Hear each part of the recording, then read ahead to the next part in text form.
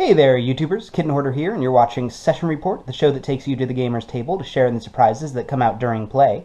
And today we are playing Apocrypha, the adventure card game. So, if you are not at all familiar with Apocrypha, this is the general story behind it. So there is this thing called the paradigm, and the paradigm is what everybody wants you to see. So it's just your standard everyday life. But beneath the paradigm is this hidden world of monsters and demons and ghosts and government spies and all sorts of conspiracy theories come true.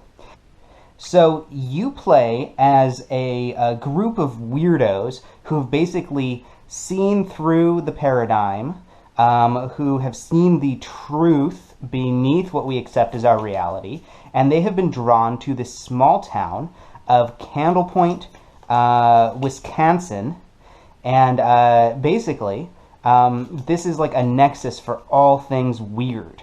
And then as you play through the game, you can go to other places. So there's missions in Chicago, there's going to be missions in like the sort of Florida region, there's going to be missions in the Northeast, there's going to be missions in like Baja region, there's going to be missions up in northern Canada. So there's all sorts of places across the United States that are basically run by these various factions. And there's a image of it there. So like the Fae sort of have this whole like I guess Midwest, northern Midwest. Serpents have the Southwest. Yeah. Anyway, so that's the basic story behind the game. Everything weird is true, and everything true is weird, basically. We're going to be playing a mission from the initial set of missions, the Candle Point missions. But before we do that, I'm going to, well, I guess I should talk about a little bit about the mechanics of the game, but not going to get into it too deeply. So basically how it works is it's very similar to the Pathfinder adventure card game, although there are a lot of very key differences. But basically you are going to be exploring through a number of locations. Each location is made up of a number of specific cards that are both gifts, which are good cards, and threats, which are bad cards, plus special cards that belong to the mission that you are playing.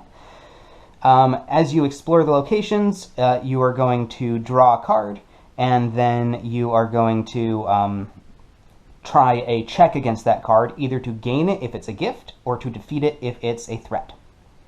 The checks are based on your 4 virtues. Each player, each character is like a saint, to use the game's terminology, and your stats are your 4 virtues. So for instance, if I were doing a check using my body virtue, if I were Frank Block, I would be rolling 3 green dice. And there are other things that can add dice to the check, but then at the end, you keep 3 dice from the ones that you rolled and see if you succeeded. And then the ultimate goal is dependent on the mission, but very often it is to either track down the master, who's one of these true threat cards that has been shuffled into one of these nexuses, those are the locations, or to just seal all the nexuses. And you seal the nexuses either by defeating minions and masters within that nexus, or by clearing out all the cards. You also have cards that you can play out of your deck. Your deck is also your life, just like in Pathfinder adventure card game, which means that if I run out of cards in my deck, if I need to draw something and I can't draw anything because I've played them all, then I die. But in this game, death is not the end. Every time you suffer a death, it's actually just a vision of your impending death. So for instance, Frank Block has already suffered a death when we were trying to escape from this sort of hallucinogenic corn maze, and we were not able to do so in time, so one of us had to die. So he has suffered a vision of his death, which is just apparently just blankness. It says nothing, not a damned thing. So that's how he thinks he might die. Once you have suffered 9 deaths, you're dead for good. But until then, as you continue suffering deaths, you sort of get weaker. Because every space around your saint can be slotted, to use the game's terminology, with either a fragment, which is a good thing, or a death, which is a bad thing. And if you have to slot a death and you don't have room, you have to get rid of a fragment. So the fewer deaths you have, the more fragments you have, which are good. Now, the fragments in the candle point missions are all fleeting fragments, which means that they are temporary, one-time use kind of things. So for instance, Frank Block has the feeling of gratitude, which says that depending on where it's slotted, it can affect a certain player.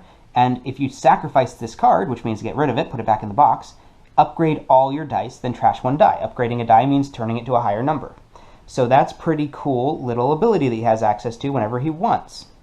River Batiste, which is a voodoo sant, he's got the collective fragment, which is sacrifice, decrease body or rage damage to 0, then recycle your hand and go to the end of the step. So basically he can cancel out his damage, and then he has to recycle his entire hand, and then reset it basically.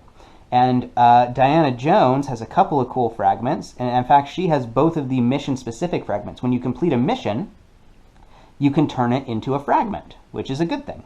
So she's got the swimming hole in the temple, and both of these are slotted to affect other players. So the way the positioning works is that every ability, here's an example, this is Switchblade, has an arrow on it, and the arrow tells you who it affects. So both of the arrows on Switchblade are facing down. That means it affects you. This Soul Stealer card has arrows facing up and down. See right there. That means it affects you or another player at your same location, which is the Nexus. Let's see if we can... This one, the Keyhole Necklace, has arrows that face left, right, and down, which means that it affects players to your left or right, or you. And then we also have some abilities that have a circle around them. I don't see any in my hand right now, but if it has a circle around it, it means instead of an or, it's an and. So it affects everybody that it's pointing at. In addition to that, we also have, they're not shown as arrows, but we have virtual arrows on our Saint cards, which means that, for instance, Frank Block's Body Virtue, aside from he being able to use it for himself, he can use it to assist another Saint at his location because it's facing up, away from him. He can use his Mind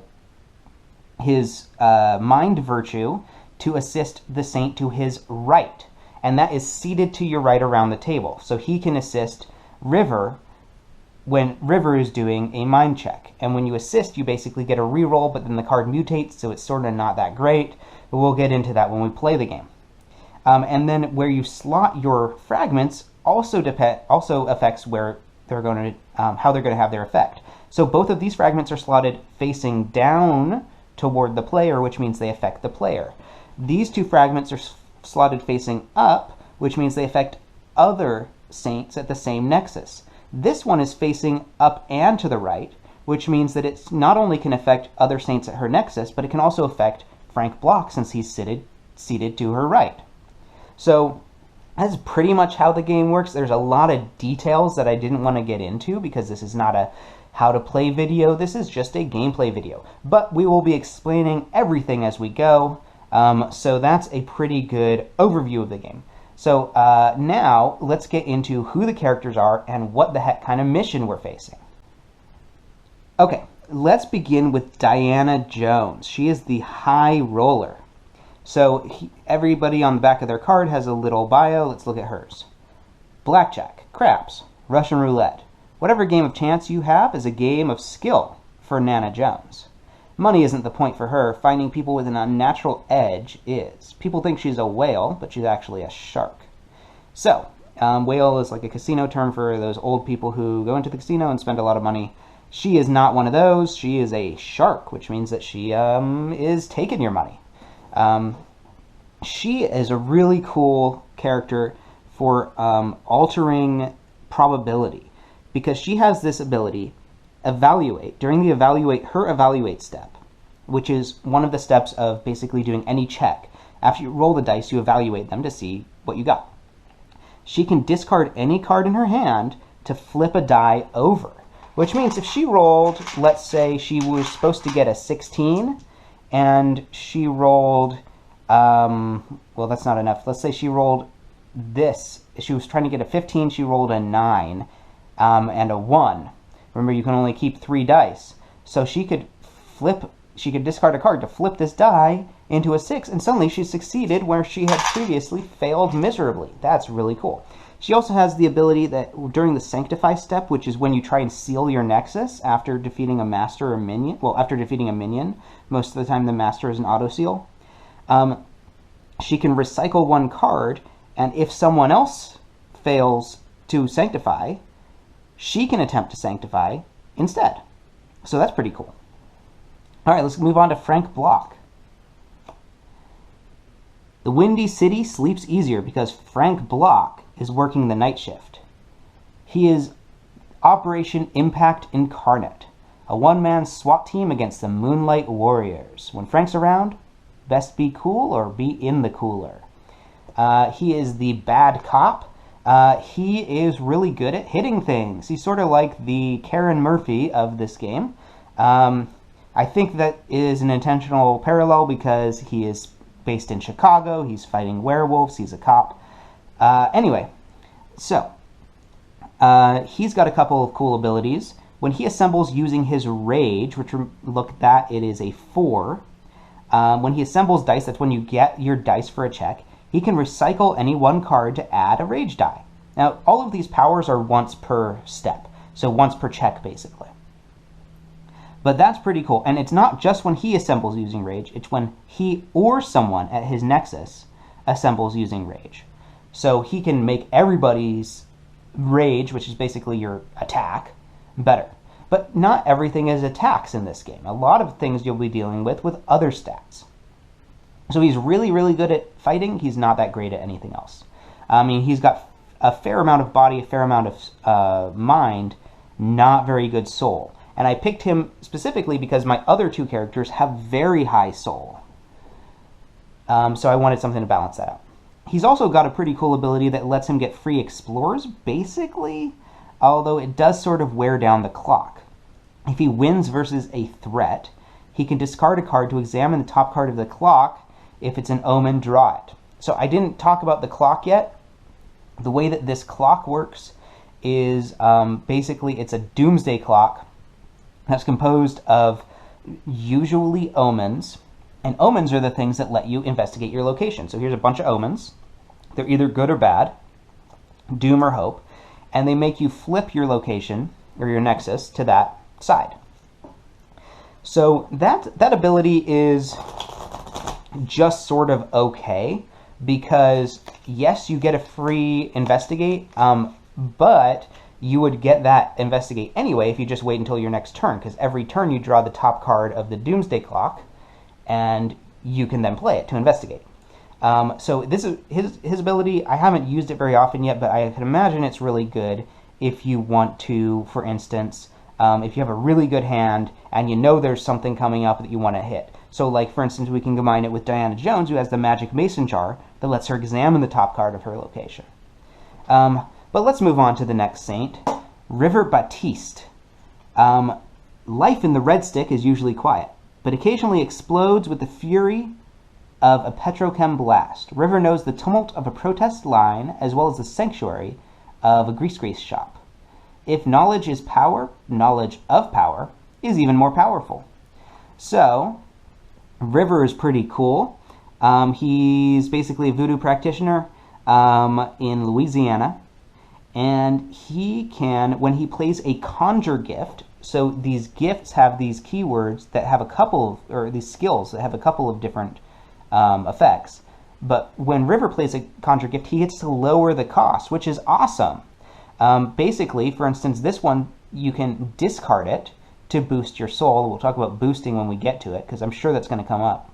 Or sacrifice it to add +6 versus an ally gift or a fey card. So if he were to play this, instead of sacrificing it, which is just return it to the box, he gets to do 1 lower on the cost, which is, instead of sacrifice, he would bury it, put it under his card, and he'd get it back at the end of the scenario. That's so cool. This one, Prayer Wheel, you can recycle to heal 2 to you or another saint at your Nexus. instead of recycling the card, he can shuffle it into his deck so it'll come back quicker. He is so awesome because of that. And we have several saints who do that with various card types. He does it with the conjure cards. He also has this start ability at the start of a turn, his turn, recycle one card to draw a card. So if he doesn't like what's in his hand, he can get rid of one of his cards, put it at the bottom of his deck, that's recycling, and then draw a new one to replace it. So that's also very cool. He's a pretty cool guy. I don't use that. A lot of these characters, I don't really use their second ability very often. I definitely use their top ability a lot. One more thing about these characters is they have these skills. So for instance, Diana Jones has Conjure 1, Hack 1, and Sense 2. What that means is that when she's rolling dice, if she's facing off against something that has that skill listed on the card, she gets to roll that many extra dice. So she really wants to go up against these sense threats or sense checks in general. Frank Block, same thing with Strike. River Batiste, same thing with Resist. So they all have things that they're very good at. But River, even if he doesn't do the Resist check, he can still do a Conjure check and he gets 1 extra die, or Sense and he gets 1 extra die. So he's really, really good with these Conjure cards because he can lower the cost and he gets 1 extra die when he plays them. But he's also very, very good against those Resist checks. So those are the characters. Let's figure out what's actually happening in this scenario. So that's where the storybook comes in. And in the storybook, we basically have figure out what our mission is. So right now we are in the Secrets of Candlepoint chapter. So there's 9 missions in the Secrets of Candlepoint chapter. We can play them in whatever order we want. We can even skip around if we don't want to play a Candlepoint mission anymore. But we have chosen the Faust Company, and the lowdown tells us what's happening. So let's see what the lowdown is. An out-of-town director debuts a midsummer Cirque-like production of Marlowe's The Tragic History of Dr. Faustus. Due to the stunts, theatergoers must sign a waiver on their way to the theater. But no one needs to be contractually bound to love this production. It's a 2-act show, and the director promises that by intermission, you'll sell your soul to see the second act. If you haven't figured it out, she is a devil of some kind. Her name is Crystal Mephistopheles. And this whole signing a waiver to get into the theater sounds like everybody is selling their soul. So this is a devilish production of a devilish play, and we have to figure out a way to stop it. So our basically our goal is to try to corner Crystal Mephistopheles. This is actually a 2-act scenario, which means that it's going to be in 2 parts. After I finish the first part, I go straight into the second one. But in the first act, one of the special setups of this scenario is that I only have 1 location, but I have 3 decks. It's some weird formula like half the number of players rounded up plus 1. So we got 3 because there are 3 of us. And this nexus doesn't flip. It always stays on the hope side. Once we get into Act 2, it's gonna still not flip, but it's always gonna stay on the doom side. So things are sort of nice to begin with, sort of lure you in, and then boom, she traps you. So first thing we're gonna do is try to corner this Crystal Mephistopheles. Now because we're playing in a Along the Trail mission, every mission is set up according to these 3 structure cards, and you pick 3, well, it's not always 3, but generally you pick 3 structure cards, and that's how you set up your mission. Because it's along the trail, means we can't move on to the next location, which is identical to the one we're at, until we have sealed the one we're at. So we're going to seal this location, then move on. Seal the location, move on. So what I've done is I've just set up the 3 decks, and I'm just going to shift them to the left when I seal one of them. Crystal Mephistopheles is in one of these. Bystanders are in the others. We're going to have to try and rescue these bystanders who possibly have been bedeviled by Crystal. We have a couple other special abilities. If you would win, set aside Crystal Mephistopheles, return all Nexus decks to the box, and begin Act 2 instead. Also, this mission is set up as the hours pass, which means that we have to build the clock from 24 random omens. So we're going to do that. And Yes, that's pretty much it. So we will just, I guess, get into the game.